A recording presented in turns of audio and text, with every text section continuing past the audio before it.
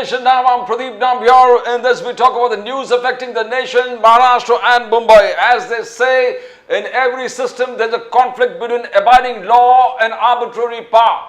The test for every democracy. It stands or it falls according to its own choice, whether to give supremacy to the law or to the will of the people, whether to constitute a moral association maintained by duty or a physical one kept together by force. We are joined by esteemed guests in our studios today. We got Atul Shah ji from the Bharatiya Janata Party. Atul Shah ji, welcome to the show. Namaskar. Namaskar. We got Nasir Hussain Saab. Nasir Hussain ji, welcome to the show. Namaskar. And we got Mr. B.N. Kumar, independent observer, independent political observer. B.N. Kumar ji, welcome to the show. Namaskar. As we have got 3 or 4 headlines, B.N. Kumar ji, welcome to the show, independent political observer. Most important thing, Prime Minister Modi in Maharashtra, Palghar, he apologizes. Prime Minister ने apologize किया the damage to Chhatrapati Shivaji Maharaj statue. But he said, जो सावरकर को abuse किया था, वो लोग why no apology coming from them? जिसने सावरकर को abuse किया. Second is राहुल गांधी जी कह रहे हैं, कांग्रेस का ये डिमांड है कि just apology from Prime Minister Modi will not do. We want the resignation of Chief Minister of Maharashtra, Deputy Chief Minister of Maharashtra, both the Deputy Chief Ministers of Maharashtra. And the third, Kangana Ranaut, again in controversy, her buoy on emergency. The Sikhs, Akali Dal, everybody wants a ban on the buoy. Now we start from you, Atul Shah ji. Atul Shah ji, Bharatiya Janata Party. Atul Shah ji, prime minister Modi ने apologize किया. उन्होंने कहा छत्रपति शिवाजी मेरे लिए सिर्फ नाम नहीं है, छत्रपति शिवाजी आराध्य देव है. How do you see that? It is a great statement coming from the prime minister. Atul Shah ji. I certainly, the great prime minister of country, he is so humble. He is one of the top leader in the whole world. But then when it comes to Shivaji Maharaj, you rightly said, he said, ये हमारे लिए आराध्य देव है. And the incident which has occurred, he has apologized for it. इतना बड़ा काम, इतना बड़ा उन्होंने वक्तव्य किया है, ये कंट्रोवर्सी वहां पर खत्म हो जानी चाहिए. हादसे हुए हैं, सारा महाराष्ट्र की जनता उससे दुखी है, मगर आज प्रधानमंत्री ने उसका पर्दा डाल दिया है. मगर साथ में the prime minister also said कि जो सावरकर के लिए, वीर सावरकर के लिए अनबन बोलते हैं, वो कभी माफी मांगते हैं क्या? ये सोची समझी इनकी साजिश है, इनका एजेंडा है. मगर जब तक महाराष्ट्र के लोग जो प्राइम मिनिस्टर में उनकी आस्था है, they are all very satisfied that the PM himself has apologised for the very tragic incident which has happened in Malvan. But Rahul Gandhi ji कह रहा, I'll just continue and then go back to Anandasuin sir. Atul Shah sahab, Rahul Gandhi ji ने कहा apology won't do. Congress said apology won't do. We want Chief Minister, Deputy Chief Minister to resign. Resignation of all these CM and Deputy CM. बोले उससे कम, it's not acceptable. ये तो politics है. Now this is, they don't have any other issues now, so they want to harp upon this issue. इसमें काय का resignation? आप तो सावरकर के लिए रोज बोलते आए हैं, कभी आपने माफी मांगी? मैं शिवसेना के उनके अलाई को पूछना चाहता हूं, वो हमारे साथ हैं, हिंदुत्व की बात करते थे. सावरकर जी के लिए इतना बोलते अनबन राहुल गांधी जी, आज ये रेजिग्नेशन मांग रहे हैं.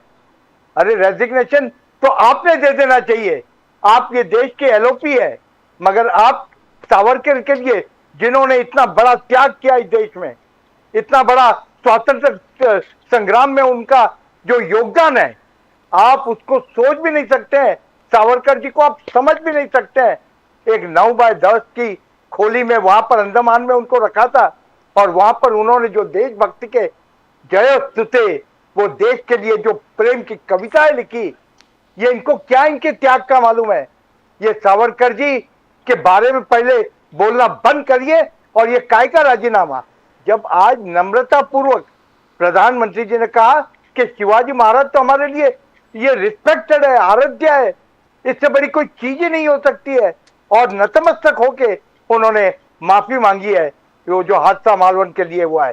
तो अब ये राजीनामे पर उतरे हैं. ये दोगला इनका काम है। आप गाली देते रहो सावरकर जी को, और यहाँ पर प्रधानमंत्री इतने दिल से he has offered his apology. What more he can do? And before that, the chief minister, the deputy chief minister, everybody has apologized for the incident. Yeah, I'll go to Nasir Hussain जी। नासिर हुसैन साहब, ये क्या है? Apologise किया, prime minister ने खुद apologise किया कि हमारा दैवत है, ये आराध्य दैवत है, सिर्फ नाम नहीं है मेरे लिए। मगर आप उससे संतुष्ट नहीं है। कांग्रेस कह रहा है कि सीएम को रिजिग्नेशन देना पड़ेगा, डेप्यूटी सीएम को रिजिग्नेशन। ये कहां तक वाइज है? और सावरकर के लिए आपने कभी अपोलोजाइज नहीं किया, ये प्राइम मिनिस्टर ने कहा आज। नासिर हुसैन साहब नमस्कार। नमस्कार। अतुल शाह जी बीजेपी से, इंडिपेंडेंट पॉलिटिकल ऑब्जर्वर, पत्रकार बीएन कुमार जी साथ में। छत्रपति शिवाजी महाराज का अपमान आज कोई पहली बार नहीं हुआ है, भारतीय जनता पार्टी के द्वारा कई बार किया गया है। मैं दो उदाहरण देता हूँ। भारतीय जनता पार्टी के ही मुख्य प्रवक्ताओं में एक है सुधांशु त्रिवेदी जी। उन्होंने क्या कहा था कि सावरकर जी ने जिस तरह से माफी मांगी अंग्रेजों से, उसी प्रकार छत्रपति शिवाजी ने माफी मांगी मुगलिया सल्तनत से। तो ये तो ऐसे अपमान किसने किया था? भारतीय जनता पार्टी ने किया था। उसके लिए सुधांशु त्रिवेदी पे कौन सा कार्रवाई किया भारतीय जनता पार्टी को बताना चाहिए। हमारे देश के प्रधानमंत्री आए, उनको बताना है। उन्होंने तो उन्हें राज्यसभा भेज दिया। जिसने छत्रपति शिवाजी महाराज का अपमान किया वो आज राज्यसभा में जाते हैं। तो ऐसे लोगों को महाराज पे बोलने का हक और हकूक ही नहीं है। मैं क्यों कहता हूँ, कोई पहली बार ऐसा नहीं, उनका अपमान भारतीय जनता पार्टी ने किया। बाबा साहब अम्बेडकर का अपमान किया, सावित्रीबाई फुले का अपमान किया, जो यहाँ पहले गवर्नर थे उन्होंने अपमान किया।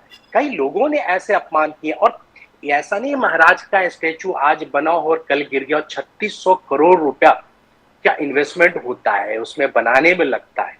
और आज एकनाथ शिंदे साहब कहते हैं मैं उससे बड़ा स्टैचू बनाऊंगा। वो कहां से बनाएंगे? अपने पार्टी फंड से बनाएंगे? कहां से बनाएंगे? ये तो बता। ये करप्शन नहीं है तो क्या है? महाराज के नाम पे भी करप्शन महाराष्ट्र में। और ऐसा आपने देखिए गेटवे ऑफ इंडिया बना है, दूसरे स्टैचू बनेंगे, आज तक उसी तरह मुकम्मल है, कायम है, कहीं गिर नहीं रही है। ये कैसे गिर गई? ये कौन सा करप्शन है? ये 3600 करोड़ रुपया कौन ठेकेदार ने खाया? वो सारे फरार हैं। आज आपके माफी मांगने से कोई महाराष्ट्र के लोग आपको माफ नहीं कर देंगे। आज आपने महाराष्ट्र के भगवान का अपमान किया है। छत्रपति शिवाजी महाराज महाराष्ट्र के भगवान है, आपने उनका अपमान किया है। तो लोग महाराष्ट्र की देख रही है। आप बार बार माफी मांगे, चाहे आप माफी वीर सावरकर के लिए आप कुछ भी गीता गाते रहे, कुछ भी बोलते रहे, हम तो उस पे स्टैंड पे कायम है। कांग्रेस पार्टी जो कल कहती थी वो आज भी कहती है। मगर अतुल शाह साहब ने आपको पूछा कि आप माफी मांगेंगे सावरकर पे? अतुल शाह साहब, ऐसा सावरकर साहब की जिंदगी ने ऐसा क्या हिंदुस्तान के लिए किया है जो हम उनसे? अरे आप ये क्या बात कर रहे हैं नासिर हुसैन साहब? स्वतंत्र संग्राम का इतिहास आप कम जानते हैं, पढ़ा है। और सावरकर जी ने कोई माफी अंग्रेजों से नहीं मांगी है। वो एक लेटर राइटिंग का वो तरीका ही ऐसा था। आप उनको वो कभी जिंदगी में माफी मांग नहीं सकते। ये सरासर ये कांग्रेस का अपप्रचार है। और करते हैं बाबा साहब अम्बेडकर की बात, बाबा साहब अम्बेडकर की बात करते हैं। बाबा साहब अम्बेडकर, अरे आप देखिए बाबा साहब अम्बेडकर को तो आपने उनको हराया, आपने उनका इंसल्ट किया। बाबा साहब जिन्होंने संविधान लिखा, उनको कांग्रेस ने ये इलेक्शन में उनको खड़ा नहीं किया, उनको हरा दिया। इस तरह का बाबा साहब अम्बेडकर के लिए खोटे आंसू आप आज बोलते हैं। आप जरा भी संविधान सभा में ठीक अतुल जी, अरे आप सुनिए नाजिर भाई, मेरा कंप्लीट हो जाने दीजिए। आपने बहुत लंबी बात करी थी। सुधांशु त्रिवेदी, हमारे जैसे सुधांशु त्रिवेदी जैसे, मत करिए, आपकी बारी आए फिर बोल लीजिए। आप इतनी नहीं तो मैं बोल रहा हूँ, आप बीच में नहीं बोल रहे। आपको एंकर ने अलाउ किया हो तो बोलिए। एंकर ने आपको नहीं अलाउ किया है। एंकर ने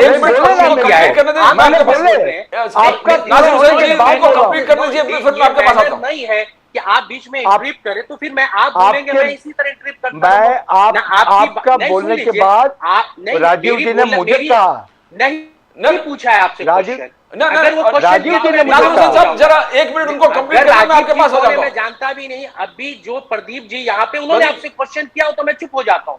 नहीं, 1 मिनट उनको कंप्लीट करने थे नासिर साहब, उसके बाद मैं आपके पास आता हूं। अतुल जी कंप्लीट कीजिए, then will go to Nasir Hussain sahab. नहीं, इन्होंने कहा बाबा साहब आम्बेडकर का सारा हिंदुस्तान जानता है कि कांग्रेस ने बाबा साहब आम्बेडकर के साथ कैसे व्यवहार किया है।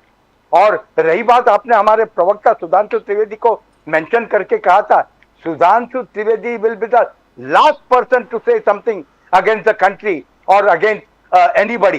तो मतलब नाजिर जी, आपको एक तो इतिहास की कमी है और कांग्रेस को सब जानते हैं और कांग्रेस को सब जानते हैं। और सावरकर, देखो अभी आप बीच में बोल रहे हैं, अभी आप बीच में बोल रहे हैं, आप पर्सनल मुझ पे अटैक करेंगे, अभी आप बीच में बोलना पर आपने मुझ पे डायरेक्ट पर्सनल किया। नासिर हुसैन को इतिहास नहीं मालूम है, तो मैं आपको इतिहास बताता हूँ नासिर हुसैन को कितना इतिहास मालूम है। नहीं, तो मेरा कंप्लीट होने दीजिए ना, मेरा कंप्लीट होने दीजिए ना।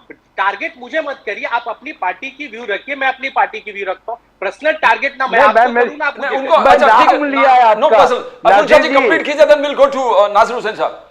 Atul Shah ji please go. ये देश में कंप्लीट, एक तो इस देश में इतना बड़ा अपना देश है, अब ये मालवन में ट्रेजेडी हुई है, उससे सब कोई मतलब भगवान से भी ज्यादा मानते हैं हम शिवाजी महाराज को।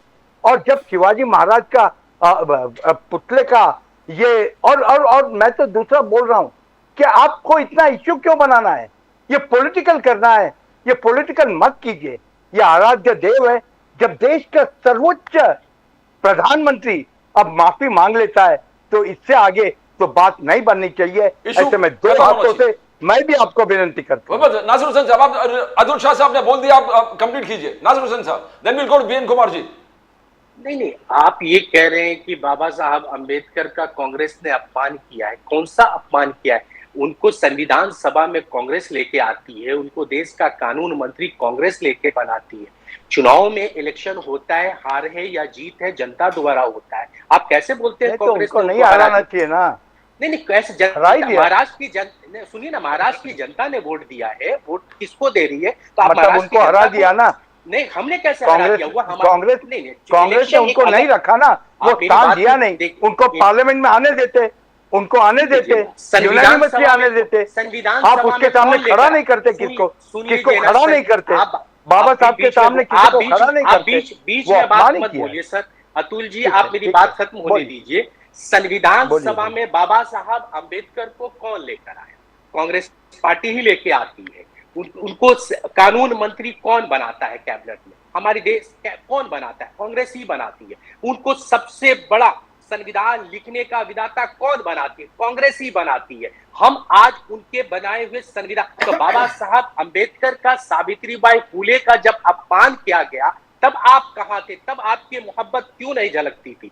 जब यहाँ गवर्नर साहब उनके खिलाफ बोल रहे थे तब आपकी मोहब्बत क्यों नहीं जागती है? जब बाबा साहब अंबेडकर के खिलाफ तमाम लोग बोल रहे थे तब आपकी मोहब्बत क्यों नहीं जागती है? हम पूछते हैं आज ये स्टैचू गिरा, इसके लिए जिम्मेदार कौन है? आप बोलते हैं माफी मांग लेने से बात कर, तो 3600 करोड़ महाराष्ट्र के टैक्स पेयर का पैसा गया है, ये कौन लौटाएगा? इसका जवाब कौन देगा? इसके बारे में आप बताइए, घोटाला किसने किया? आज उससे बड़ा स्टैचू बनाने की बात हो रही है, वो किसके पैसे से बनेगा? महाराष्ट्र की आवाम के टैक्स पेयर से, तो वो 3600 करोड़ कौन लौटाएगा? इसका सवाल कांग्रेस उठाएगी तो आप उसे जेल के सलाखों में डालोगे, आप सबको घर के अंदर बंद कर दोगे। अरे कांग्रेस का काम है सवाल उठाना। हम ऑपोजिशन में, हम आपसे सवाल करेंगे कि क्यों वो गिरा, क्यों इससे पहले गेटवे ऑफ इंडिया बना रहा, दूसरे स्टैचू बने रहे, सारी चीजें बनी रहे, 200 साल से पुरानी चीज नहीं गिर रही है, ये चंद दिनों में 8-9 महीने में कैसे गिर जा रही है? ये सवाल करना कौन सा गुनाह है? आप बोलते हैं सावरकर के ऊपर हम, अरे अंग्रेजों से उन्होंने माफी मांगा,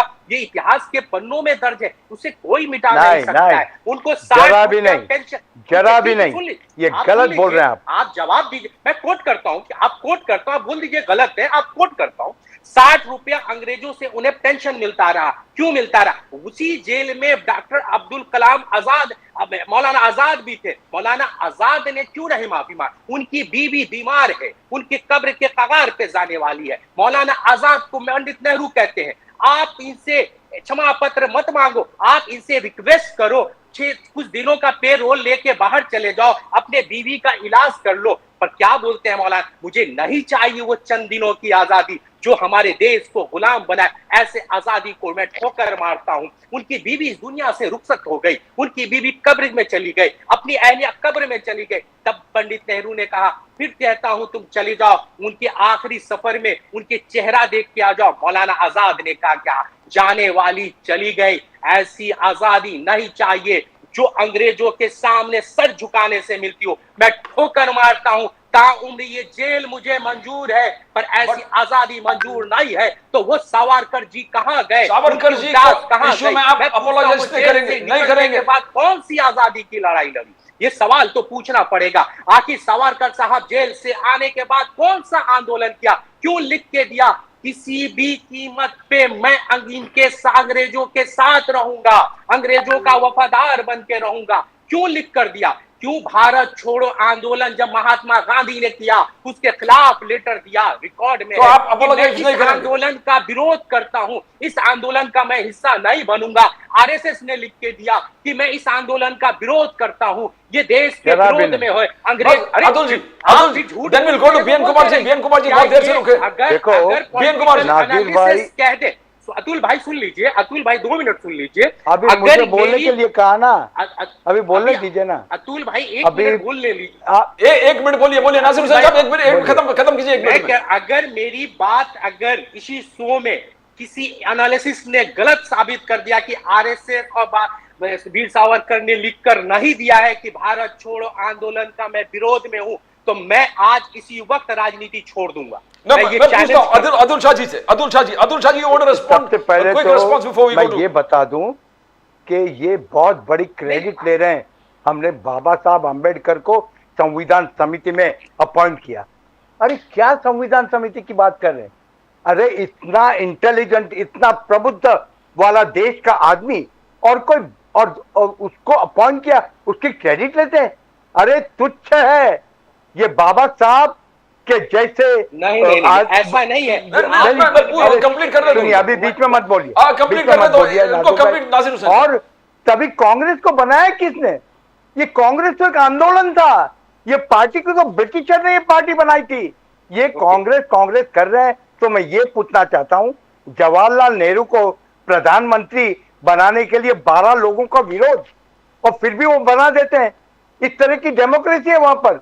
और 12 से 13 एक भी आदमी ने उनको प्रधानमंत्री बनाने के लिए मंजूरी नहीं दी थी। ये इतिहास में है और ये पक्की बात है।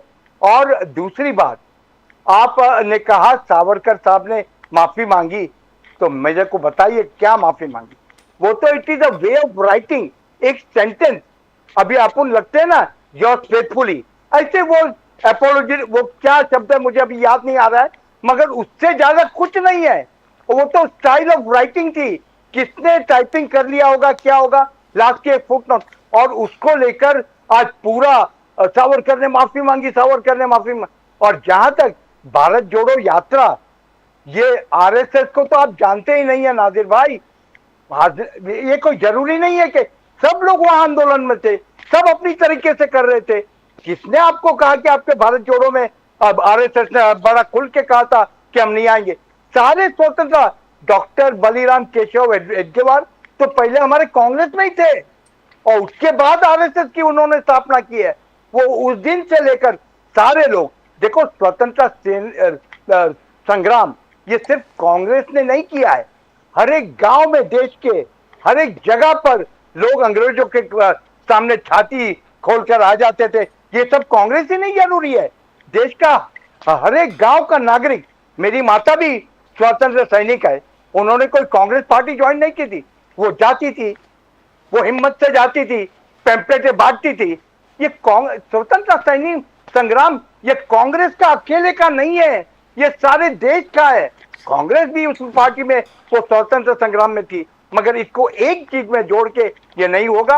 हम इतिहास से गलत करेंगे अगर ये Atul sahab, will go to BN Kumar ji, independent political observer. BN Kumar ji, what do you make of prime minister statement and what do you Rahul Gandhi Congress का रिस्पॉन्स? बीएन कुमार जी कैसे देखते हो आप, journalist, senior journalist and independent political observer? BN Kumar ji, can you hear engineering? BN Kumar ji, can you hear? Net ठीक, I can hear you, but आपका net ठीक नहीं लग रहा है. अच्छा, आप बोलिए, we can hear you. No, What do you make of Prime Minister Modi and Congress statements? There is some Engineering? internet problem your side, I think. Okay, you understood what we're trying to tell you?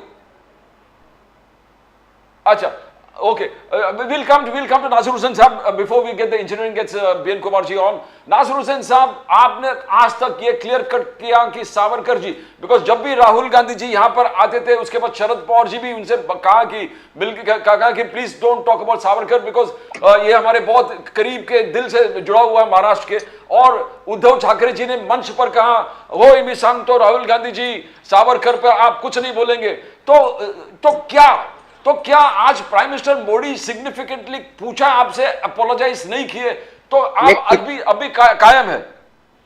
आपके दोनों मैं किताब coat कर सकता हूं सावरकर साहब पे कि उन्होंने क्या लिखा था पत्र में. अगर मेरी बात को उन्होंने लिखा, सरकार अगर कृपा दया दिखाए तो मुझे रिहा करती है तो मैं संविधानिक प्रगति अंग्रेज सरकार के प्रति वफादारी कट्टर समर्थक रहूंगा, जो उसके प्रगति के लिए पहली शर्त. इन्होंने इनके राइटिंग में लिखा हुआ है. ये किताब को मैं कोट कर रहा हूं, मैं अपनी तरफ से कोई बात नहीं करूंगा, जो लिखा है वही बता रहा हूं. तो आप उसके लिए मैंने कहा, मैं मौलाना आजाद को भी कोट किया. मौलाना आजाद की बीवी जिंदगी के राहों में खत्म हो गई, पर उनको देखने मौलाना आजाद नहीं गए. उन्होंने कहा, हमें देश की आजादी अंग्रेजों पे मंजूर नहीं है, हमें आजादी चाहिए तो तमाम देश के लिए चाहिए. ऐसी आजादी नहीं चाहिए जो मुझे रिक्वेस्ट के थ्रू मिलती. मैं अपने ही देश में अपने अंग्रेजों से क्यों आजादी मांगूंगा? क्यों उनका मैं वफादार बन के रहूं? क्यों उनका रहमो करम में रहूं? बात उसकी थी. तो आप घुमा रहे, हम बोलते हैं हम छत्रपति शिवाजी महाराज के अपमान का पूछ रहे हैं, तो आप सावरकर को लेके आ गए. अरे आप बताइए, 3600 करोड़ रुपए का मूर्ति कैसे गिर गया चंद महीनों में? आखिर 45 बोलते हैं रफ्तार से हवा चल रही थी, स्पीड थी. 45 जीरो माना जाता है, कभी 45 पे कोई चीज बहती नहीं है, गिरती नहीं है. 45-50 के हवा के रफ्तार में मूर्ति गिर गई. इसके लिए गुनहगार कौन है? उसको कौन सजा देगा? तो वो कहते उसके ऊपर सजा देने की बात करिए. हम उसकी बात उठा रहे तो आपको सावरकर याद आ रहे. क्यों सावरकर याद आ रहे हैं, ये तो पूछना पड़ेगा ना. नासिर साहब, शरद पवार साहब ने राहुल जी से रिक्वेस्ट किया था, उद्धव ठाकरे जी ने हर मंच पर राहुल जी से कहा कि प्लीज आप सावरकर पे मत बोलिए. और तीसरा, इंदिरा गांधी जी खुद सावरकर का बहुत तारीफ किए थे, लेटर में लिखित रूप में है. मैं कह रहा हूं, मैं बिल्कुल सही बात कहा आपने. इतिहास में अगर इंदिरा जी से कुछ गलती हो जाए तो हम कहते हैं कि वह गलती थी. हम कहते हैं कि हमारे नेताओं से कुछ गलती हो गई, हम मानते हैं हमसे गलतियां हो गई होगी. हम जो जिस आयदे का, पर उद्धव ठाकरे जी अलग आइडियोलॉजी पार्टी के हैं, शरद पवार जी अलग आइडियोलॉजी पार्टी के, कांग्रेस अलग आइडियोलॉजी पार्टी. हम तीनों अलग आइडियोलॉजी के लोग हैं. हम तीनों सिर्फ देश बचाने के लिए, महाराष्ट्र बचाने के लिए है. अगर हम तीनों की विचारधारा एक होती, हम सब कुछ समान होते, तो हम तीनों की पार्टी अलग अलग नहीं होती, हम सारी पार्टियां एक हो जाती. तो आज मैं पूछता हूं, अजीत पवार की अलग सोच है, एकनाथ शिंदे साहब की अलग सोच है, अजीत पवार की अलग सोच है, तो क्या बीजेपी की अलग सोच है? क्या ये तीनों अपनी अपनी विचारधारा में अलग है? आज शिवसेना के एक प्रवक्ता ने क्या बोला, तो यही कहा ना, क्या ताने जी क्या नाम है, सावंत ताने जी ने क्या बोला कि मैं अजीत पवार के साथ कैबिनेट में बैठता हूं, बाहर आके मुझे उल्टी होने लगता है, एनसीपी से मुझे इतनी नफरत है, फिर भी आप उसके साथ सत्ता में बैठे सरकार चला रहे हो. तो हम कहते हैं विचारधारा अलग हो सकती है, मगर हमारी आइडियोलॉजी जो सावरकर पे है वो कायम है, उससे हम लोग अटल हैं, उस पर हम हटते नहीं है. जो वो तो रिकॉर्ड में है, उससे कौन, सावरकर की तो हम बात ही नहीं कर रहे थे. आप सावरकर को लेके आ रहे हो. आप सावरकर की बात, आज बात हो रही है छत्रपति शिवाजी महाराज की. छत्रपति शिवाजी महाराज का स्टैचू कैसे गिरा? 3600 करोड़ का करप्शन किसने किया? उसका जवाब हम मांग रहे हैं. उसका आपके पास जवाब है तो जवाब दो. जो हम सवाल उठा रहे हैं उसके पास आपके पास जवाब नहीं है, तो 4 और जवाब लेके आ जाना चाहिए और हमारी आवाज को बंद कर देना चाहते हो. तो हमारी आवाज बंद नहीं होगी ना, हमारी आवाज उठती रहेगी, हम सवाल पूछते रहेंगे. ये करप्शन के लोग जिम्मेदार कौन है, उसका जवाब दो. अगर उसका ये जवाब नहीं देंगे तो हमारा सवाल तो उठना जायज ही रहेगा ना. बट ये प्रॉब्लम है कि आज वदावन पोर्ट पालघर में नाज़िर हुसैन साहब, एक मेजर डेवलपमेंट है, पूरे देश में सबसे लार्जेस्ट कंटेनर पोर्ट है और शायद विश्व में नंबर 8 to 10 आता है। तो यहां पर एक ऐतिहासिक 1 करोड़ एम्प्लॉयमेंट जनरेट कर रहे हैं। वहां पर भी हमने देखा कि बहुत विरोध, आप सवेरे भी मोदी जी के, आज बीकेसी में विरोध हुआ, वर्षा गायकवाड़ वगैरह पूरे कांग्रेस के टीम थे, आप प्रोटेस्ट किए मोदी साहब के खिलाफ। तो ये क्या है, ये प्रोटेस्ट कोई डेमोक्रेटिक तरीके से है या इसको अनडेमोक्रेटिक कहे कि मोदी साहब आए तो प्रोटेस्ट करने लगे? What was Varsha Gaikwad's protest all about, Nasir Hussain sahab? नहीं, वर्षा गायकवाड़ जी ने जो प्रोटेस्ट किया है, सवाल छत्रपति शिवाजी महाराज के अपमान का था। आप दूसरी चीजों से मत जोड़िए। आप पालघर की बात कर रहे हैं या उसकी बात कर रहे हैं, विरोध पालघर का किसने किया? किसी ने नहीं किया। कितने पैसे से बन रहा है, क्या बन रहा है, उसका विरोध नहीं है। बात छत्रपति शिवाजी महाराज का है कि महाराज का अपमान कैसे हो सकता है। महाराज के धरती पे अगर अपमान होगा तो हम सवाल तो उठाएंगे ना, इस पे सवाल है। बात वर्षा गायकवाड़ जी ने कहा बोला पालघर का हम विरोध करने आ रहे हैं, पालघर के लोगों का विरोध करने आ रहे हैं, उस प्रोजेक्ट का विरोध करने आ रहे हैं, ऐसी सवाल तो नहीं थी। सवाल तो सिर्फ बाबा साहब छत्रपति शिवाजी महाराज का है, उस पर हम सवाल करें 3600 करोड़ का करप्शन किसने किया, उसका जवाब दो, बस बात खत्म है। मैं अतुल शाह साहब के पास जाने से पहले ये बीएन कुमार जी कौन लौटाएगा? किसका 3600 करोड़ रुपए? अतुल शाह साहब, we are not going to BN Kumar ji. I got it, Nasir Hussain sahab. You know, BN Kumar ji, आप सुने, दोनों को सुने। Prime minister, very significant, Vadhavan Palghar port, 1 crore job directly indirectly, एक जबरदस्त प्रोजेक्ट है, the biggest container port in India. मगर it is mired in controversy, Chhatrapati Shivaji Maharaj and Rahul Gandhi Congress कह रहे कि, तो how do you see it, दोनों कैसे आप देखते हैं? What is it all about, BN Kumar ji? मेरे को लगता है कि दोनों तरफ से इस इश्यू को पॉलिटिसाइज नहीं करनी चाहिए बिल्कुल। ये तो बहुत दुर्भाग्यपूर्ण चीज है कि क्योंकि छत्रपति शिवाजी महाराज का पुतला गिर गया है। It's a matter of Shem for the state and for the nation. क्योंकि अभी तक आपने देखा होगा प्रदीप जी और आप लोग कि ब्रिटिश जमाने के बनाए हुए पुतले अभी भी है, बरकरार है। और लोग, एक रिपोर्ट बीच में ये भी आया था कि जिस पुतले को नेहरू जी ने अनावरण किया था वो भी अभी तक बरकरार है। अभी रिसेंटली बना हुआ पुतला गिर जाता है, उसका कारण क्या है? इसके ऊपर एक क्लियर कट स्टैंड ये होनी चाहिए कि इसके ऊपर इन्वेस्टिगेशन हो, पूरी तरह से इम्पार्शियल इन्वेस्टिगेशन हो। इसको दोनों तरफ से, भले बीजेपी हो कांग्रेस हो, पॉलिटिसाइज नहीं करनी चाहिए। बीजेपी हमेशा इस चीज पे अड़ी रहती है कि वॉट अबाउटरी बोलते हैं इसको, हमारे यहाँ ये हुआ तो ठीक है, आपके यहाँ क्या हुआ? अभी ये ब्लेम गेम चलते रहता है। ये ब्लेम गेम बिल्कुल स्टॉप करनी चाहिए दोनों तरफ से, क्योंकि अल्टीमेटली अपमान हुआ है, देश का अपमान हुआ है, राष्ट्र का अपमान हुआ है, जनता का अपना हुआ, अपनी आस्था का। तो उस चीज के ऊपर ध्यान दीजिए और प्लीज दोनों पॉलिटिक्स को भूलकर इस बात पे केंद्रीकृत कीजिए कि इसमें गलती हुई कि किसकी गलती है, उसको सजा दिलवाइए। और पुतले के बाद जो है तो उसको रिपेयर करवाना, नया बनाना, वो पता लगे। अभी आपको जो पुतला गिरा है उसकी रूपरेखा आप देखोगे, आंखों में आंसू आती है। बहुत ही बेकार तरीके से बनाया हुआ पुतला दिखता है अपने को, अपने कॉमन आदमी को वो नजर आती है ना। कहीं पैर कटा हुआ है, कहीं सर कटा हुआ पड़ा है। I mean it's matter of shame. Shivaji Maharaj का इस तरह का कभी भी कहीं भी पुतला नहीं गिरा है, इस तरह का अपमान कहीं नहीं हुआ है। इस चीज को ध्यान में रखना चाहिए। और ठीक है, माफी मांगते रहो, माफी मांगना आपका काम है, क्योंकि इलेक्शन आ रहा है महाराष्ट्र में, तो सब लोग माफी मांगेंगे। तो because it's going to have severe impact as an independent observer. I can tell you, आपकी जो लाडली बहना जो स्कीम आपने चालू की थी उसको डिफीट करने वाला है। It is going to have severe impact on the elections. तो ठीक है, माफी मांगो, पॉलिटिकली चलता है, आपका काम है आप। लेकिन ये ब्लेम गेम जो है ना, ये कांग्रेस कुछ कर रही है और बीजेपी उसको ब्लेम कर रही है, सावरकर की बात निकाल रही है, नेहरू जी की बात निकाल रही है, अंबेडकर की बात निकाल रहे हैं। आज की समस्या के ऊपर ध्यान दीजिए ना आप लोग। आज की समस्या क्या है? आज की समस्या बेरोजगारी है, प्राइस राइस है, you know there are so many other issues. उसके ऊपर ध्यान दीजिए। आपको एक चीज मैं ध्यान में लाना चाहता हूँ, मैंने रिसेंटली कंप्लीट भी किया था प्राइम मिनिस्टर साइट के ऊपर। There is this map of India which is shown on the PMO PG site. तो उसके ऊपर मैंने कंप्लेंट किया था कि ये मैप ठीक नहीं है, इसको सुधारने के बहुत जरूरी है करके। लेकिन हुआ ये कि एक देखिए, आपको दिखाता हूँ मैप। तो क्या international border, what is the problem? Kashmir is cut out. Kashmir is cut out. It's wrong. You talk to the PMO office. You are Yeah, highlighting. and I highlighted, मुझे रिप्लाई ये आता है from the CEO of mygov.in कि thank you for your suggestion, please keep continuing your suggestion. अरे suggestion ठीक है, लेकिन You want आपने to क्या change. किया? You want to change, BN Kumar ji. Correct it. You want No. to change. You want a correction.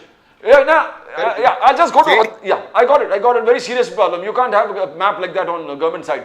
Atul Shah Sahab, along with this, Prime Minister Modi ने already crimes against women is unpardonable. बोले impossible, we are not unforgivable. आज कल president Murmu ने भी highlight कर लिया, crimes against women has to stop. आज VP vice president Dhankhar sahab ने भी कहा, crimes against women has to stop. Atul Shah sahab, but are we only talking about Calcutta? यही तो एम्पावरमेंट ऑफ वुमेन, ये प्राइम मिनिस्टर का मेन एजेंडा पे है. और इतना ही नहीं, आप देखो महिलाओं को कितना अत्याचार जो हो रहा है, इसके सही मानों में वो अपने मेन स्ट्रीम में आए. तो प्राइम मिनिस्टर, ये बीजेपी सरकार ने अभी ये बिल लाए हैं कि 33% of the women will be elected in the parliament from the next session, from the नारी शक्ति वंदना अधिनियम, नेक्स्ट टर्म. Yes. और एक बीएन कुमार जो इंडिपेंडेंट है, उनकी एक बात मैं अप्रिशिएट करता हूं कि बिल्कुल सही, आगे बढ़ना चाहिए. ये इंक्वायरी, ये 3600 करोड़ वगैरह मुझे मालूम नहीं है, मगर ये इंक्वायरी इनिशिएट की गई है और इंक्वायरी में जो निकलेगा वो दोषियों को सजा मिलेगी. तो कोई फर्ज नहीं बनता हमारे सब लोगों को माफी मांगने का. हाँ, माफी मांग लिया, और पॉलिटिक्स नहीं होना चाहिए, हम भी यही कह रहे हैं. और जहां तक आपने कहा बेरोजगारी, तो अभी आपने ही विषय निकाला राजीव जी. आज प्रदीप नाम महाराष्ट्र में अतुल जी बहुत बड़ी चीज हुई है. महाराष्ट्र में बहुत बड़ी चीज हुई है. 76,000 करोड़ के इन्वेस्टमेंट का ये वधवन पोर्ट हो रहा है. ये गेम चेंजर होने वाला है. इससे देश का मतलब आर्थिक परिस्थिति ये बहुत बढ़ने वाली है. रोजगार, करोड़ों लोगों को रोजगार मिलने वाला है, और साथ ही अपने देश का एक्सपोर्ट. और आज तो मुख्यमंत्री ने वहीं स्टेज पर कह दिया कि मुंबई का कोस्टल रोड है, वो अभी पालघर तक उसको लिंक हो जाएगा वधवन पोर्ट से, और यहाँ पर दिल्ली मुंबई कॉरिडोर से लिंक है. तो सारा देश का जो माल है, इंपोर्ट करना है, एक्सपोर्ट करना है, ये महाराष्ट्र के लिए ये बहुत बड़ी चीज हुई है. और साथ में उसमें फिशरीज का भी इंपॉर्टेंट है, डीप पोर्ट है. ये इतना जबरदस्त काम आज केंद्र सरकार ने, प्रधानमंत्री जी ने किया है. ये मेरे ख्याल से in the 10 years the project, the different projects that he has taken, this is one of the best projects ever to be given to Maharashtra. We Maharashtra people are indeed very happy and fortunate कि Wadhawan port का आज प्रधानमंत्री ने inaugurate किया. लोग खुश है कि इतना अच्छा पोर्ट आज 13 पोर्ट है देश में से, उसमें से one of the finest port ये बनने जा रहा है, वाधवान पोर्ट, जिसका प्रधानमंत्री ने उद्घाटन किया है. Thank you. नाज़िर हुसैन साहब, उन्होंने कहा कि डेवलपमेंट, अतुल शाह साहब ने कहा जिस प्रकार से डेवलपमेंट है, डेवलपमेंट, आज जो पोर्ट इनॉग्रेट किया, वुमेन एम्पावरमेंट, मोदी साहब ने कहा फिश प्रोडक्शन में वुमेन को इन्वॉल्व करके जबरदस्त तरीके से उनको एम्प्लॉयमेंट जनरेट करके जबरदस्त तरीके से एम्पावर करेंगे. लाडली बहन स्कीम जो बीएन कुमार जी ने कहा, मगर अब भी आप वही अटके हो कि लाडली बहन स्कीम, सुप्रिया सुले जी, नाना पटोले जी आलोचना करना कि 200 करोड़ आपने एडवर्टाइजमेंट में खर्चा किया, आप सुरक्षा, महिला सुरक्षा पर कुछ ध्यान नहीं देते हो. आज धनखड़ साहब ने खुद कहा कि वुमेन एम्पावरमेंट, वुमेन सुरक्षा बहुत बड़ा इशू है, और उन्होंने कहा कि this is cause of concern in the minds of women across the country. बहुत बहुत गंभीर तरीके से president Murmu, vice president Dhankhar, prime minister Modi, आप कैसे देखते हो उस चीज को? बिल्कुल, बड़े अच्छे खूबसूरत आशियाना दिखा के हमें तुम महरूम ना करो, हमें अच्छे आशियाना ना दिखाओ कि हम तुमसे सवाल ना करें. आप दिखा रहे हो महिलाओं की प्रगति हो रही है, महिलाओं की उन्नति हो रही है. अरे 8-8 साल बच्चे के मासूम के साथ बलात्कार हो रहा है. पुणे में हुआ, नवी मुंबई में हुआ, बदलापुर में हुआ, ऐसे ऐसे जगह पे हो रहा है जो सोच के भी कलेजा कांपने लगता है. और आप बोलते हैं महिलाओं लाडली योजना की बात कर. अरे हम महिलाओं की सुरक्षा की बात करते हैं तो आपको बुरा क्यों लगता है? आपके तमाम लोग, कलकत्ता बीजेपी के तमाम वर्कर कलकत्ता के सड़कों पे आ गए, कलकत्ता को बंद करने का काम कर रहे हैं. हम कहते हैं करिए, बेहतर है. अगर ममता बनर्जी के खिलाफ आपकी आवाज है, महिला सुरक्षा के खिलाफ आपकी आवाज है तो उठाइए, महिला सुरक्षा आपको मिलना चाहिए, हम आपका साथ देते हैं। मगर हम महाराष्ट्र में जब यही सवाल उठाते हैं तो आप दूसरी बातें क्यों लेके आते हैं? क्या 6-6 में 8-8 साल 7-7 साल के बच्ची के साथ बलात्कार हो, महिलाओं के साथ सेफ ना हो, तो हम ये सवाल तो करेंगे ना। आखिर मणिपुर के महिलाओं पे कब हमारे प्रधानमंत्री ने आवाज उठाई? कभी हमने नहीं सुनी कि उनके मुंह से कभी आवाज उठाए। उन्नति की बात करिए, कौन सी महिलाओं को आपने उन्नति करके दे दिया? कितने संसद के अंदर आपने महिलाओं को भेजा है? आप इसका जवाब दीजिए। कितने कैबिनेट में जगह दिया महिलाओं को, उसका जवाब दे। अरे चंद चीजों को दिखाकर आप देश को बरगला नहीं सकते। हम सवाल बेसिक उठा रहे। अनएम्प्लॉयमेंट पे बात करिए, कितना एम्प्लॉयमेंट आपने जनरेट किया है? कांग्रेस के दौर में 2013 और 14 में 2.9% अनएम्प्लॉयमेंट था। आज बीजेपी के राज में, हम नहीं कहते, सीमेंस का डाटा है, बीजेपी के लाइन में 29.1% अनएम्प्लॉयमेंट है। तो कौन सा एम्प्लॉयमेंट जनरेट करने की बात कर रहे हो? हम कहा 2% छोड़ के आए थे, आपने 29% पर अनएम्प्लॉयमेंट पहुंचा दिया। ये आप काम कर रहे हो। कितने का? और आपका सीमेंस का रिपोर्ट है, सीमेंस का रिपोर्ट है। ये क्या बात कर रहे हैं? गलत फिगर दे। 47 साल में सबसे ज्यादा बेरोजगारी हिंदुस्तान में है साहब। अरे छोड़िए, IM कैसे छोड़ दो? IM करप्शन आपने रोजगार नहीं मिल रही है आज। अब इन्फ्लेशन, आप पिछले 8 साल से इन्फ्लेशन आप कुछ रेट बढ़ा नहीं, आप गलत बेरोजगारी एम्प्लॉयमेंट देश के नौजवान सुन रहे हैं कि आप उन्हें बरगला रहे हैं। देश के नौजवान सुन रहे हैं कि उनको रोजगार नहीं मिल रहा है। देश के नौजवान को मत बरगलाइए। हम जो डेटा दे रहे हैं, आप डेटा को चेक करा लीजिए। सीमेंस का सर्वे रिपोर्ट है कि सिर्फ भारत में 29 पर। अरे आप कुछ भी, आप तो कहते हैं हिंदुस्तानी 2014 के पास आजाद हुआ है, तो हम आपकी बात मान ले। आप कहते हैं ना 2014 के बाद देश आजाद हुआ है, आप ही लोग कहते हो ना, मान ले आपकी बात। आप जो कहो वही मान ले। अरे फिर हमारी बातों का कोई बात तो है, हम जो कह रहे हैं उसका आपके पास 14 के बाद में सही प्रगति हुई है। 14 के बाद क्या प्रगति? यही प्रगति छत्रपति देश को 6 महीने क्या प्रगति हुई है? 6 महीने में इमरजेंसी इतनी बड़ी करप्शन की महाराज की मूर्ति गिर गई। यही आपकी प्रगति है। 3600 करोड़ का मूर्ति गिरा दिया आपने, यही करप्शन है। करप्शन आप लोगों का। पीएम केयर फंड में वेपन घोटाला, चिकी घोटाला सुनाता हूँ, स्कैम सुनो।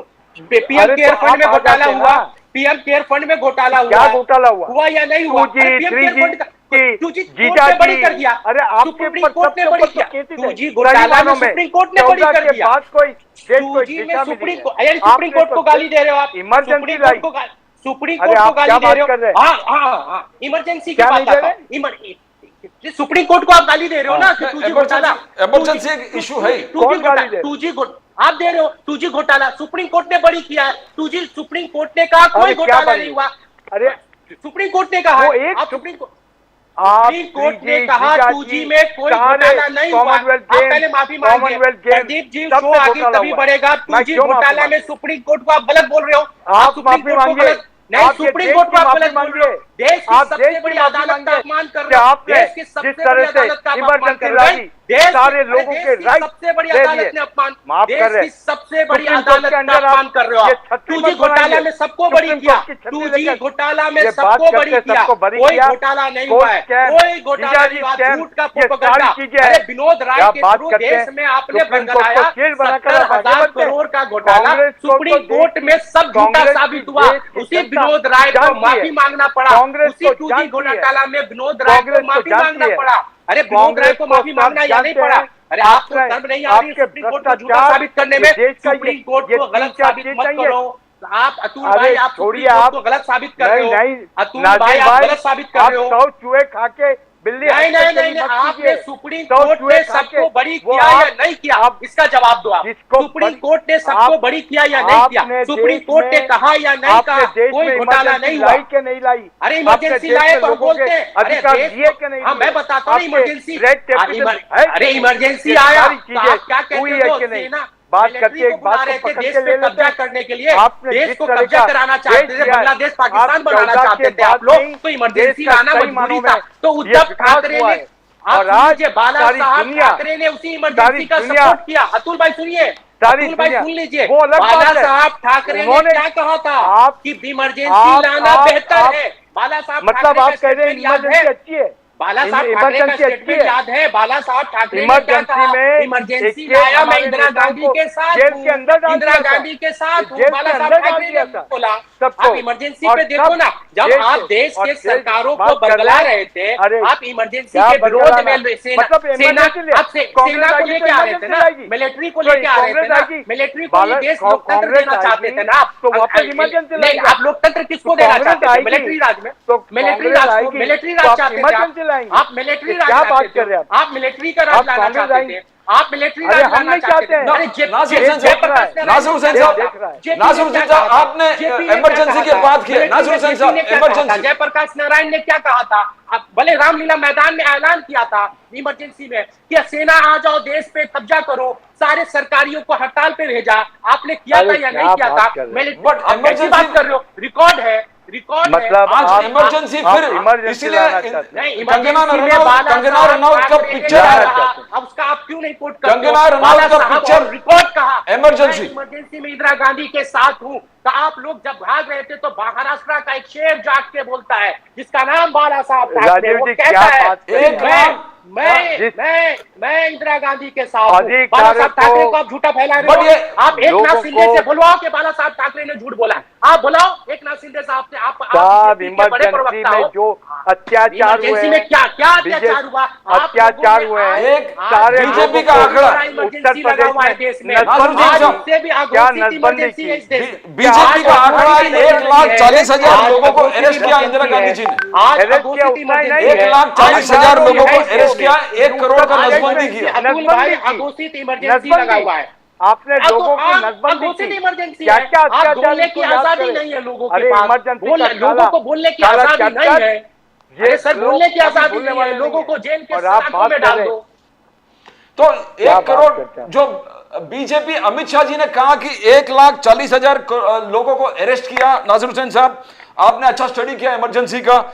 1 करोड़ से ज्यादा लोग को नसबंदी कराया और पूरे देश को इंदिरा गांधी ने जेल बनाया था। या अमित शाह जी ने आप पे आरोप लगा दिया, इसलिए संविधान हत्या दिवस 25 जून को बीजेपी सरकार हर एवरी ईयर सेलिब्रेट करेंगे यानी 25/6 इमरजेंसी संविधान हत्या दिवस। नसबंदी के खिलाफ आप बोल रहे हैं, सुन लीजिए प्रदीप भाई, मैं आपके क्वेश्चन को समझ रहा हूं। आप बार बार तो पॉपुलेशन कंट्रोल था, लोगों को कंट्रोल किया गया, तो उसमें आपको बुराई क्यों दिख रही? आप तो खुद बोलते हैं जनसंख्या कानून लाएंगे।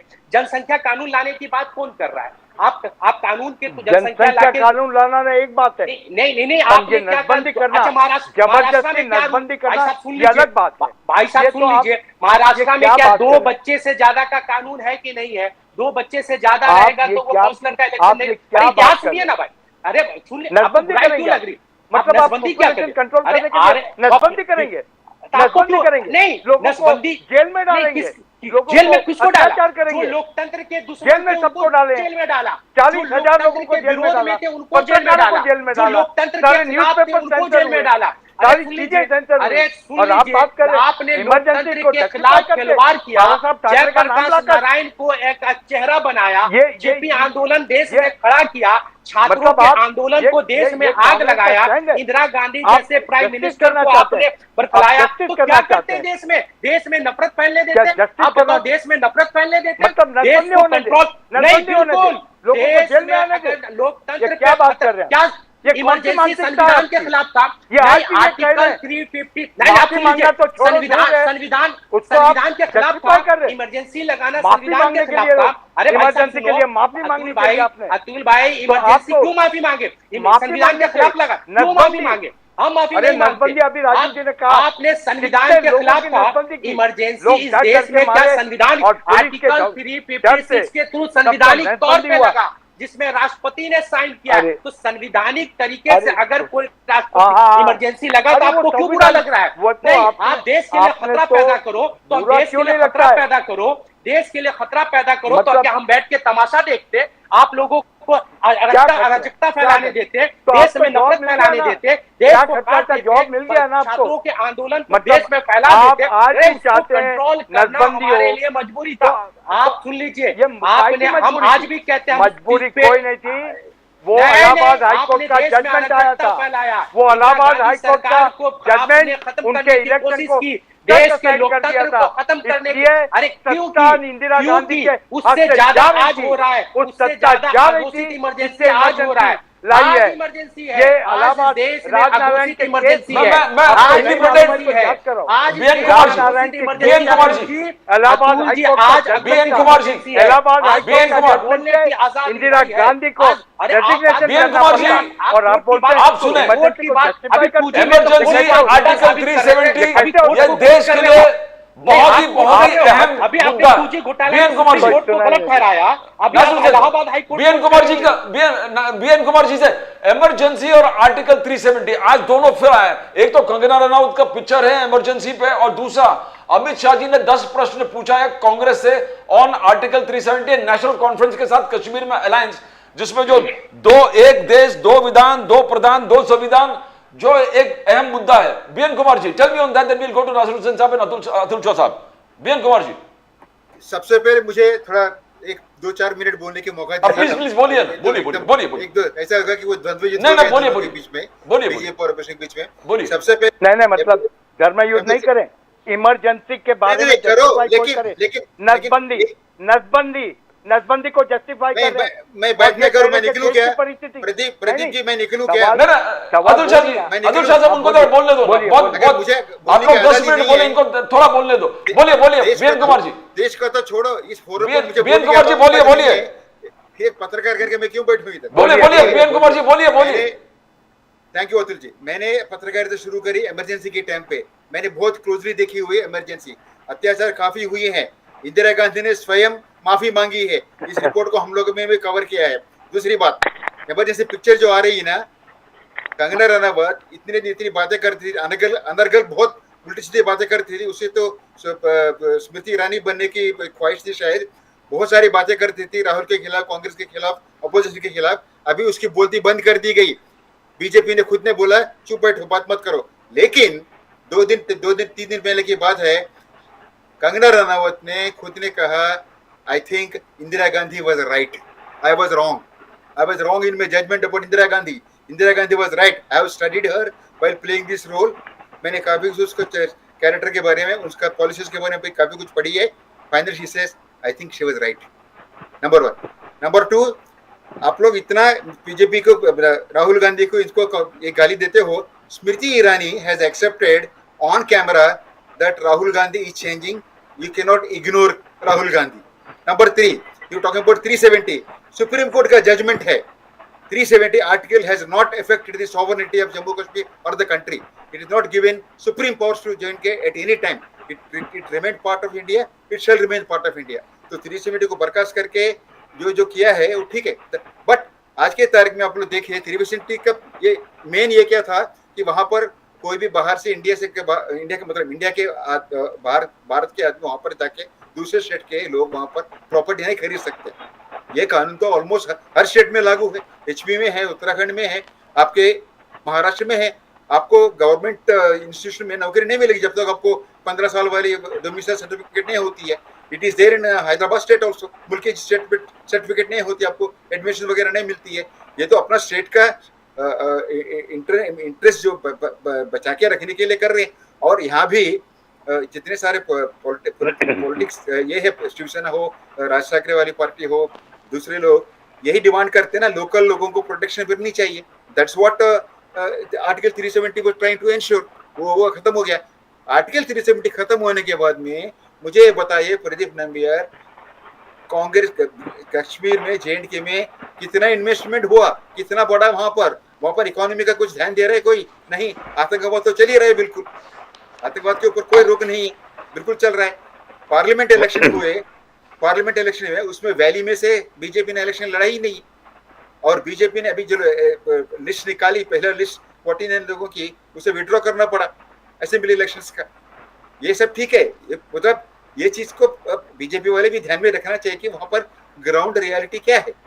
तो मेरा कुल मिलाकर मुझे ये कहना है कि प्रदीप जी और अतुल जी और नजीर जी कि पेटी पॉलिटिक्स को दूर रखिए, देश का मुद्दा जो है, देश का नीड्स जो है उसको ऊपर ध्यान में रखिए। आप लोगों ने क्या नाम है मैनिफेस्टो बनाया, उसके ऊपर ध्यान दीजिए। ये वधावन पोर्ट की बात चल रही थी, इतने बड़ा हीटेड डिस्कशन चल रहा था, इतना एम्प्लॉयमेंट होगा उतना एम्प्लॉयमेंट होगा। आप एक चैलेंज करके बता दो, मैं नवी मुंबई में रहता हूँ, JNPT में अक्सर जाते रहता हूँ, वहां पर मुझे बताइए लोकल लोगों को कितने लोगों का फायदा हुआ। वहां पर शेवा विलेज के जो 120 परिवार विस्थापित हुए थे, वहां से उनको डिस्प्लेस किया गया, वो अभी भी 20 साल अभी भी वो स्ट्रैंडेड कैंप में रह रहे हैं, उनको घर बसाने के लिए जगह नहीं दी गई। कई सरकारें आई चली गई, अपना मिस्टर गडकरी से लेकर पृथ्वीराज चौहान से लेकर सब लोगों ने कोशिश की, सब लोगों ने लेटर लिखा JNPT को सेटल करो सेटल करो सेटल करो, हम लोग प्रॉमिस करते आए। और JNPT के वहां पर जो इफेक्टेड लोग थे, प्रोजेक्ट इफेक्टेड लोग, एक बार उन्होंने चैनल बंद आंदोलन भी किया था, शिप्स का आवागमन रोक दिया था। वहां पर मेंबर ऑफ पार्लियामेंट ने दिल्ली से बैठ के फोन करके उनको इंश्योर किया है, मैं आपको हेल्प करता हूं, आप प्लीज चैनल खोल दो। पुलिस इंस्पेक्टर खुद आके बोला है आप लोग मत करो, मैं खुद आके आप लोगों के साथ में लड़ाई में शामिल होऊंगा। कुछ नहीं हुआ, उनको मिला बाबा जी का टुल्लू, कुछ नहीं हुआ। तो रिहेबिलिटेशन अभी आप ये देखिए ना, वधावन पोर्ट में आप 14,000 हेक्टेयर रिक्लेम करने वाले हो, उसका पर्यावरण के ऊपर क्या इम्पैक्ट होने वाला है, उसके ऊपर रिपोर्ट आई थी, उस रिपोर्ट को बाद में खारिज की गई है। MOECF जो है ने पहले तरफ जताया, बाद में उसको खारिज की गई। इसको पार्लियामेंट के ऊपर, एनवायरमेंट के ऊपर जबरदस्त इफेक्ट होने वाला है। लोग अपोज कर रहे हैं, उनसे बात करो ना, जो लोग अपोज कर रहे हैं, लोकल लोगों को क्या चीज क्या चाहिए क्या नहीं चाहिए, उनके प्रोटेस्ट को, उनकी इंटरेस्ट को अनदेखी करके जबरदस्ती ऊपर से आप ये कर रहे हो। तो you want the CM to look into it, the PM to look into it. Rehabilitation. And all when ये सारी बातें, not only that, Vadavan port is going to defeat आपका JNPA port has killed BPT. Similarly, JNPA port का भी काफी असर पड़ने वाला है इसका, इस चीज को भी ध्यान रखना चाहिए ना। तो can I, Atul Shah साहब, before I come to you, let me just go to Nasir Hussain साहब। जो अमित शाह जी ने, नासिर हुसैन साहब आपका आर्टिकल 370 में बहुत स्टडी है। नासिर हुसैन साहब, जो अमित शाह जी ने लेटर लिखे 10 प्रश्न पूछे, एक देश एक विधान एक संविधान, तो दो, तो ये कैसे क्या ये उल्लंघन नहीं होगा फारूक अब्दुल्ला जी के मैनिफेस्टो देखकर जो आपने किए हैं अलायंस? नहीं, ठीक है, सुनिए ना। हाँ बोलिए। मैंने पहले भी कहा कि मैनिफेस्टो से सरकार नहीं चलता है, कॉमन मिनिमम प्रोग्राम से सरकार चलता है। उनका मैनिफेस्टो क्या कहता है वो बड़ी बात नहीं है। हमारा कांग्रेस वर्किंग कमेटी का फैसला है कि हम 370 की बात नहीं कर रहे, हम बात कर रहे हैं स्टेट की दर्जा की, हम बात कर रहे हैं लोकतंत्र की, हम बात कर रहे हैं कश्मीरियत की, हम बात कर रहे हैं लोगों की जॉब की, हम बात कर रहे हैं एम्प्लॉयमेंट की। हम मैनिफेस्टो पे बात नहीं करते। अब जब हमारा सरकार बनेगा, कॉमन तो नेशनल कॉन्फ्रेंस का एजेंडा मान्य है आपको, इसलिए तो अलायंस किया। अभी तो अभी छोड़ दीजिए ना, आप ये सारी चीजें बीच में बोलना अतुल भाई अच्छी चीज नहीं है। नहीं, मतलब यही तो लोकतंत्र पे हमला है कि आप लोगों की बोलने की आजादी छीन लो, लोगों के बोलने मत दो, किसी को तो इमरजेंसी बोलते हैं।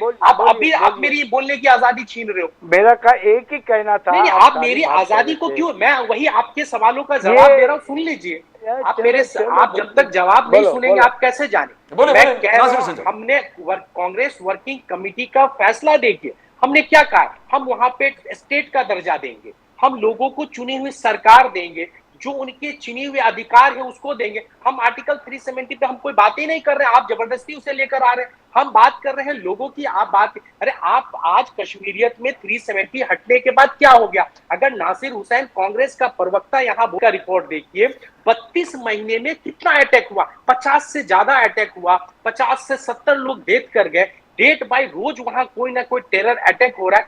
हासिल क्या कर लिया आपने? मैं ये सवाल तो उठा रहे, वहां कितना एम्प्लॉयमेंट जनरेट हो रहा है, कितने लैंड जा रहे हैं, कितने विकसित हो रहे हैं, कौन कौन सी कंपनियां आ रही है, क्या हालात है, वो बताइए। तो लोगों की आजादी को आप छीन रहे हैं। आप मैनिफेस्टो पे चले जाते हैं, हम बात करते हैं कॉमन मिनिमम प्रोग्राम की। जब भी सरकार बनेगी कॉमन मिनिमम प्रोग्राम से बने, क्योंकि दो अलग अलग पार्टी होती है, हर अलग अलग पार्टियों का मैनिफेस्टो देखेंगे तो अलग दिखता है, पर सरकार जब आती है तो वो मैनिफेस्टो पे बात नहीं होके एक कॉमन मिनिमम प्रोग्राम बनता है जो उसके लिए बेहतर होगा, हम उस पर सरकार चलाएंगे। पर आप टेरर अटैक पे बात करिए। आखिर कश्मीर में 32 महीनों में क्यों इतना अटैक हुआ, क्यों इतने हमारे जवान शहीद हो गए, क्यों आए दिन जवान शहादतें हो रही है, उस पर बात करिए। नोटबंदी होने के बाद तो टेररिज्म खत्म हो जाना चाहिए था। आर्टिकल 370 के बाद आर्टिकल खत्म हो जाना। अभी आपकी आप बोलिएगा सर, बोलिए ना सर, बोलिए ना सर, बोलिए। हम तो बोलने की आजादी देते हैं, हम थोड़ी आपकी आजादी छीनेंगे बोलने की। नहीं छीनेंगे आप आजादी। बोलिए 370 को लेके जो काम हुआ है, आज नेशनल कॉन्फ्रेंस उसको रीइंस्टेट करना चाहता है और उसके साथ आप अलायंस करेंगे। ये काय का कॉमन मिनिमम प्रोग्राम और बड़ी बातें करनी, बड़ी बातें करते हैं। वहां कश्मीर में, श्रीनगर, अतुल भाई नहीं, आपने मुझे एक लाइन भी नहीं बोलने दिया था। और श्रीनगर में आज जो आजादी है, हाँ जरूर थोड़े अटैक हुए हैं, मगर आज जिस तरह से श्रीनगर में आप देखिए वहाँ क्या मन चैन हो गया है। वो स्टोन पेल्टिंग होता था हर 15 दिन आर्मी के ऊपर। ये बिल्कुल सही है कि एक दो पत्रकार साहब ने भी कहा थोड़े अटैक हुए हैं, उसके ऊपर भी गवर्नमेंट की नजर है, मगर आज कश्मीर अपना अभिन्न अंग हो गया है। हमारे जो श्यामा प्रसाद मुखर्जी कहते थे, एक देश में 2 प्रधान 2 विधान 2 निशान नहीं चलेंगे। कैसे अपने देश में 2 झंडे दे सकते हैं? कैसे अपने देश में 2 कॉन्स्टिट्यूशन हो सकती है? ये तो आज गया ना, आज और इन्वेस्टमेंट भी आएगा, गवर्नमेंट भी सपोर्ट कर रही है। कश्मीर एक और आज आगे चल गया है, बहुत आगे निकल गया है। उसको थोड़ी वो इतना सालों का जो प्रॉब्लम्स है, वो तो दुश्मन देश चाहेगा और टेररिस्ट अटैक करे और वो इधर उधर से करे, मगर पूरा कश्मीर के लोग आज वहां पर चुनाव हो रहे हैं। चुनाव की अनाउंसमेंट की आप ही कह रहे थे ना, चुनाव नहीं ले रहे, चुनाव भी आ गए। आज भारतीय जनता पार्टी ने, ठीक है हमने लिस्ट वापस ली, कैंडिडेट का चयन करने का तो पार्टी की अपनी आजादी है, जब भी चाहे वो कैंडिडेट को एक को दे सकते, दूसरे को नहीं दे सकते। मगर आज हमारी दूसरी लिस्ट भी आ गई है, और मेरी बात सुनिए पूरी, दूसरी लिस्ट भी आ गई है और हम अच्छी तरह से चुनाव लड़ेंगे वहां और हम जीतेंगे। जम्मू एंड कश्मीर में भारतीय जनता पार्टी, कांग्रेस और एनसी को हरा कर हम जीतेंगे, क्योंकि आज वहां के लोग बोलिए नासिर हुसैन साहब, ये हुआ है। बोलिए। अभी आपने कहा वहां पर टेरर नहीं हुआ है। 22 नवंबर 2023 मैंने ये नहीं कहा कि टेरर नहीं हुआ, मैंने ये नहीं कहा, सोल्जर पे हमला नहीं कहा कि दुश्मन यही तो आजादी पे खतरा है, यही आजादी पे खतरा है। आप बोलने नहीं देते, आप बोलने नहीं, ये गलत है। मैं आपको पूरा सुन लीजिए, मैं डेट बाय डेट कोट करता हूं। 2 मिनट सुनिए। मैं 2024 9 जून 2024 ये सब सोल्जर आर्मी पे हमला है। अब 11 जून 2024 आर्मी पे हमला है। कितने 6 मई 11 जुलाई अगस्त आर्मी पे हमला है। सारे डिफेंस पे लोगों पे हमला हो रहा है। आप बोलते हो हमला नहीं हो रहा है, कैसे नहीं हमला हो रहा है? नहीं, मैंने ये नहीं कहा, मैंने ये नहीं कहा। तो आप कहना क्या चाह रहे हैं? आप कहना क्या चाह रहे हैं? मैं कहना ये चाहता हूँ कि पाकिस्तान और ये देश अपने देश में भी शांति नहीं रखना चाहता है। बीच में उन्होंने अटैक किया है, उसकी भी गवर्नमेंट वहां पर उसका पर्याप्त सिक्योरिटी के एपरेटस डाले हैं और ये और कड़क स्टेप्स लिए जाएंगे वहां पर। आप उसी कश्मीर में ISI को बुला लेते हैं, उसी कश्मीर में पाकिस्तानियों को बुलाते हैं। ये सब कौन करता है? आप ही लोगों ने किया है, हमने थोड़ी किया है। आपने ही इनवाइट किया है। कांग्रेस के पास है, कांग्रेस के पास ये सारी जानकारी। महान प्रवक्ता है। जब ISI कश्मीर में आती है, आपको मालूम नहीं है? ISI पाकिस्तान में आती है, बोलने वाले आपको सारी जानकारी है। आप महान है, आप महान है सर। वहाँ पर चाइना में भी मेमोरेंडम कर सकते हैं, आप पाकिस्तान में भी आप करके आए होंगे। पाकिस्तान कौन गया था? तो कोई बोल ही नहीं सकता है। ये पाकिस्तान कौन गया था? आपके प्रधानमंत्री गए थे? सब जाते ही रहते हैं और आप बात करते हैं। अरे इतने सारे हमारी सेनाओं पे हमला हो और वो हमारे देश के प्रधानमंत्री वहां जाए, आप बोलते हैं जाते रहते हैं। गजब है भाई। The final word from BN Kumar ji. BN Kumar ji, आपने दोनों का सुना। Article 370 absolutely essential. Atul Shah ji ने जो कहा कि एक देश 2 विधान 2 संविधान और 2 प्रधान नहीं हो सकते, और नासिर हुसैन साहब ने कहा क्यों नहीं हो सकते? नहीं प्रधान, 2 झंडे की बात इन्होंने की। एक लाइन मुझे बोलने दीजिए प्रदीप जी, मैं 30 सेकंड से ज्यादा मुझे कि एक स्टेट अपना झंडा अगर बना सकता है, कर्नाटक अपना बना सकता है, कोई उससे कोई देश लोकतंत्र खत्म नहीं होता। ये तो अपनी एक मोहब्बत है स्टेट के संविधान की बात करो। दो संविधान कैसे हो सकता है? दो संविधान, अरे दो संविधान, कोई हम मानते अरे नहीं। आप देखिए ना, ओहो, अब सुनिए ना सर, आप संविधान की बात ही नहीं, मतलब आप झंडे की, अरे आप 370 दे दीजिए, जाओ कौन दे रहा? जाओ दे दो। आप यही बात कर रहे हैं और क्या? आप खुद अपनी बात को एडमिट कर रहे हैं, तो मैं उसकी सवाल नहीं बोल सकता। आप अपनी सवाल को एडमिट कर रहे हैं, आपकी सवाल भी, आपकी जवाब भी, आपके कातिल भी आप। ऐसा भी वक्त आएगा मेरे खून की इल्जाम भी मुझ पे ही लगेगा, वही बात आप कर रहे हैं। शायरिया मुझे नहीं समझ में आती। शायरी नहीं, वक्त नज़ाकत को बदलते हमने देखा है, आपके सवालों को सुनते भी हमने देखा है। आपने देखा है, आपने अभी आपने कहा आयशा, अतुल भाई फिर कभी किसी शो पे जरूर मिलेंगे। मैं बीएन कुमार जी से फाइनल सवाल, बीएन कुमार जी फाइनल सवाल, BN Kumar ji engineering, BN Kumar ji the final sum up, tell me कि आर्टिकल 370 जो है उसको तो कभी किसी भी हालत में वापस नहीं रिवाइव हो सकती है।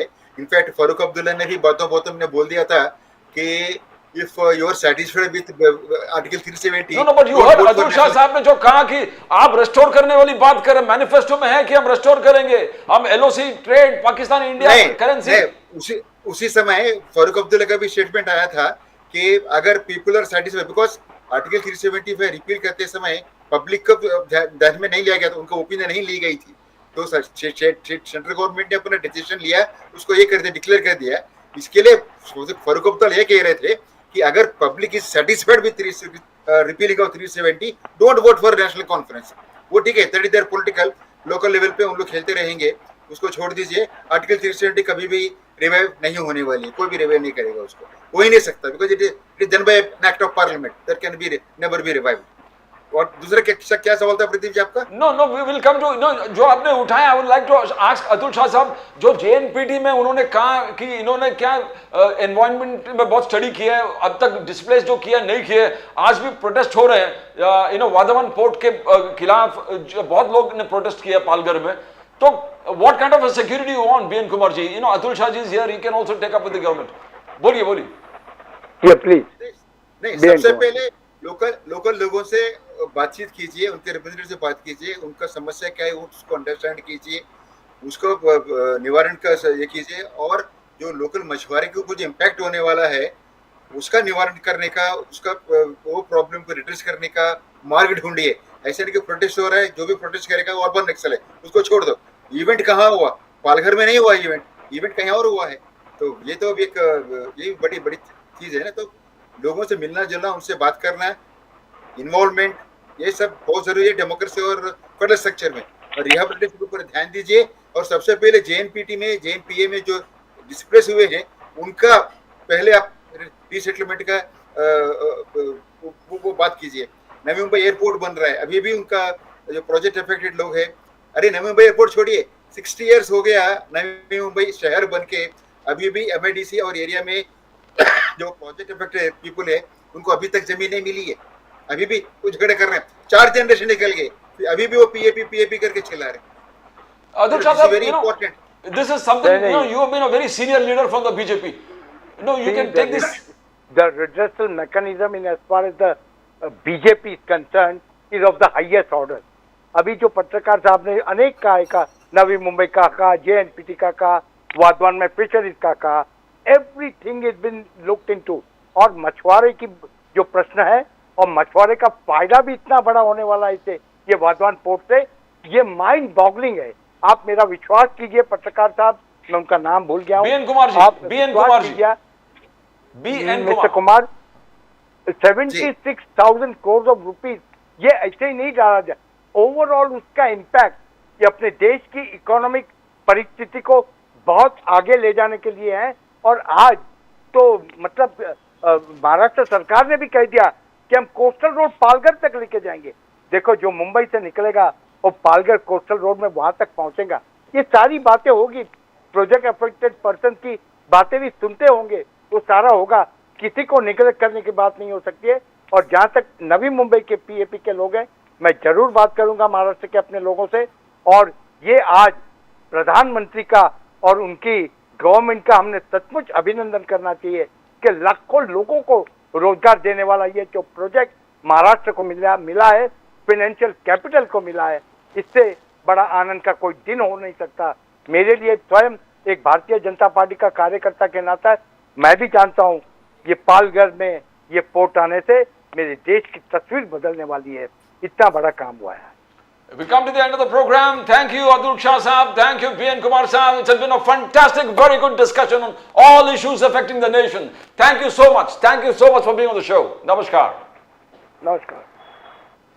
And as we always say, we end with the preamble to the Constitution, which says, "We, the people, hereby resolve to constitute India into a sovereign, socialist, secular, democratic republic, and to secure to all its citizens justice, equality, liberty, and fraternity. Justice is social, economic, and political. Equality is equality before the law and equal protection of rights. Liberty is freedom of speech, expression, faith, worship, and belief, and the right to life, liberty, and pursuit of happiness. Fraternity is believing in eternal brotherhood, believing the territorial, political integrity of the nation." To subscribe to our channel, you can hear the bell, click on to the, and then you subscribe to the latest information. We are expanding, the channel is expanding. Please be a part of the channel, Nation Now. And you say all parties, irrespective of which political spectrum they belong to, all have to come together to protect the pillars of the Constitution. Because as we always say, if the pillars of the Constitution are safe and secure, the Constitution survives. And if the Constitution survives, we the people survive. We the people survive. That's all from Pradeep Nambiar, Nation Now. We'll come again with more news from the nation, Maharashtra and Mumbai. Till then, it's bye for now.